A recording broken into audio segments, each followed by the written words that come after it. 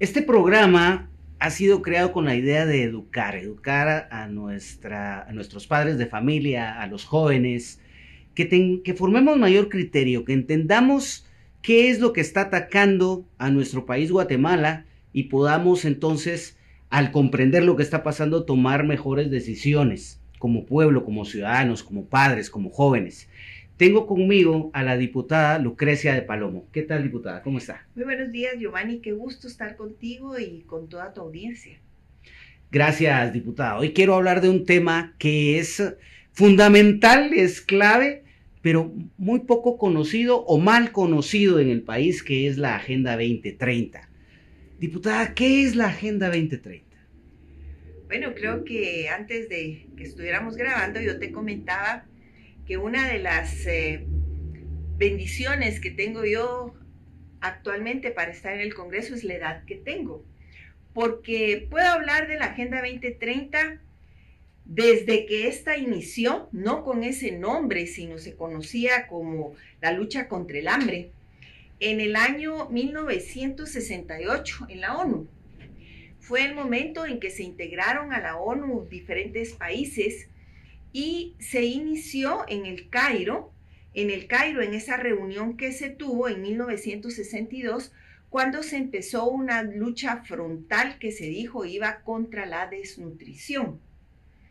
Luego fue evaluándose cada cierto tiempo y fracasaban, o sea, no llegaban a las metas propuestas de desnutrición, pero la cantidad de millones de quetzales que se le entregaba a la ONU y por supuesto a la sociedad civil y a las ONGs para combatir, fue creando realmente perspicacia en muchos grupos de qué era lo que estaba pasando. Aun cuando las metas no se cumplían, se fue avanzando.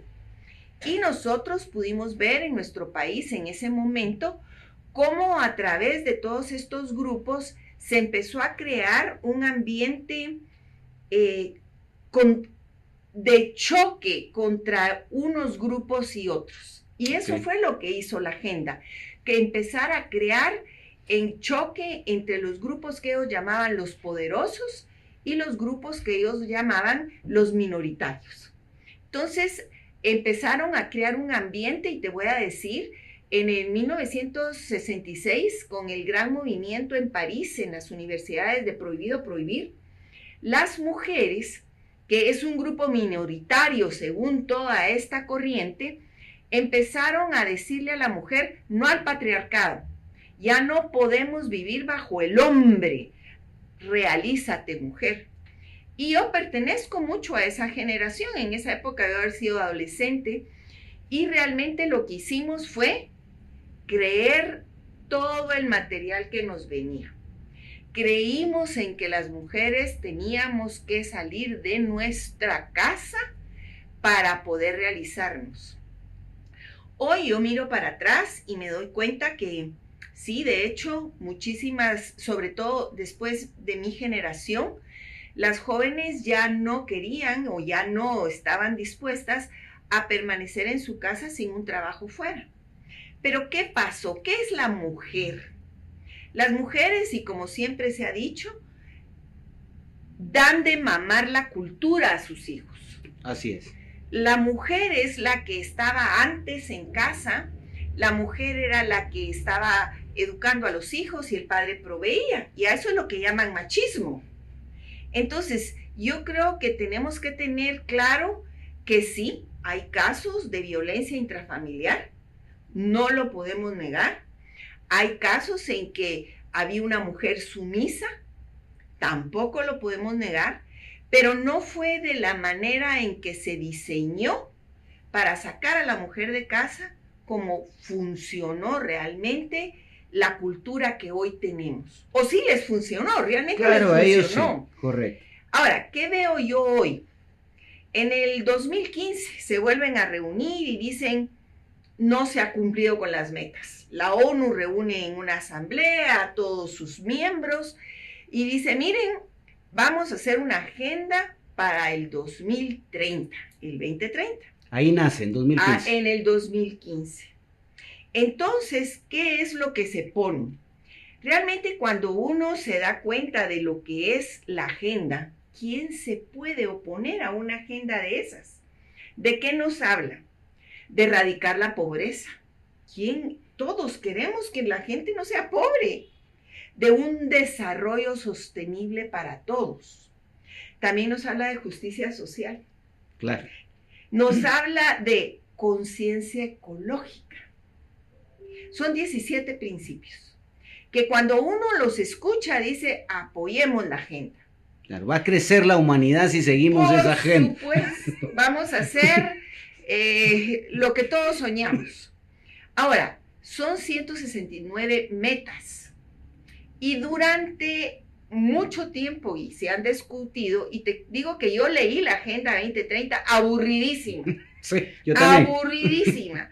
Pero tenés que darte cuenta cómo las palabras que empezaron desde los años 90 a cambiar el concepto de las palabras para que realmente la cultura se transformara.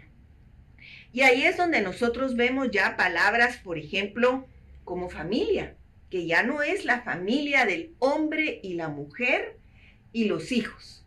Ahora familia puede ser una mamá con sus hijos, un papá con sus hijos, dos hombres con un hijo, dos mujeres. O sea, hoy puede ser cualquier cosa la familia. Siempre que un núcleo de adultos con niños viva debajo de un techo, son familia. También tenemos que cambiar el concepto de hombre y mujer.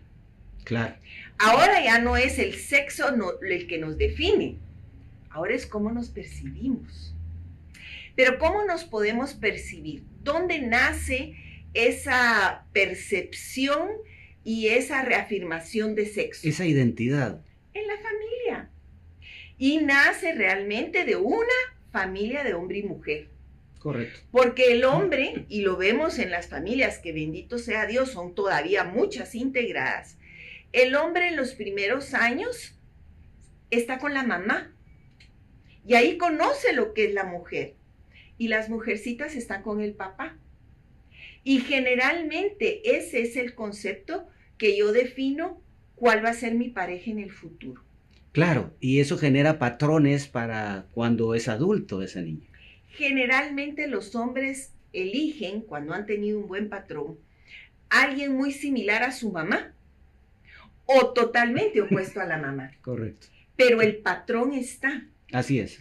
También hablamos que ya no hay sexo, ahora hay género. Yo me percibo. Ya no es la biología quien define, sino es la percepción la quien define. El matrimonio ya no es entre un hombre y una mujer. Ahora el matrimonio también cambió su concepto. La tolerancia. Yo tengo que tolerar todo, pero no son tolerantes conmigo que pienso distinto Así que es, ellos. Así es. Entonces empiezan a darle un cambio al vocabulario, a las palabras. La educación sexual. Ya no es en casa. Ya son las instituciones educativas. Y recuerda que en la mayor parte del mundo las instituciones educativas son públicas. Claro. En Guatemala el porcentaje también es público. Y luego, la iglesia. O sea, son las palabras que empiezan a tornarse nebulosas para luego cambiar. Entonces, todo esto se desarrolla antes de que la Agenda 2030 sea impulsada. Cuando impulsan en el 2015 la agenda, y hay un terreno fértil para poder trabajar en eso. Hicieron un trabajo de muchas décadas para que fructificara, y está fructificando lamentablemente. Sí, la realidad es que hoy tú hablas con un joven y lo que para sus abuelos o sus papás era lo correcto, para ellos ya no es. Entonces sí hay mucha diferencia entre lo que piensa un papá y piensa un hijo. Entonces, ¿qué ha venido a hacer esto? A crear grandes abismos entre una generación y otra. Los papás y los hijos siempre han tenido conflictos porque el papá enseña lo que es bueno desde su perspectiva y pues los hijos siempre están probando hasta que ellos tienen ya el concepto de bueno y malo. Claro. Es un adulto el que les enseña Hoy a los jóvenes y a los niños ya no les enseña un adulto, les enseña un par, un igual a ellos. Mira, ¿será que podría hacerlo? Si mira, en las redes, en TikTok, Sí. ahí dicen. Entonces sí ha venido cambiando muchísimo desde que nos impusieron una forma de pensar y les prohibieron a nuestros jóvenes aprender a pensar. Definitivamente. Para cerrar este segmento, entonces podemos concluir que la Agenda 2030 es mala para la población guatemalteca. Mira, la Agenda 2030 es mala para el mundo. Y por supuesto, Guatemala está inmersa en el mundo. Para mí hay dos cosas que podríamos hablar en el siguiente segmento. Jamás menciona propiedad privada. La Agenda 2030 no hay privado, no hay privacidad. Todo es global. Y también la Agenda 2030 tiene el Estado como papá Estado. Ya no hay una familia con papá y mamá que deciden qué es lo que se debe hacer con los hijos.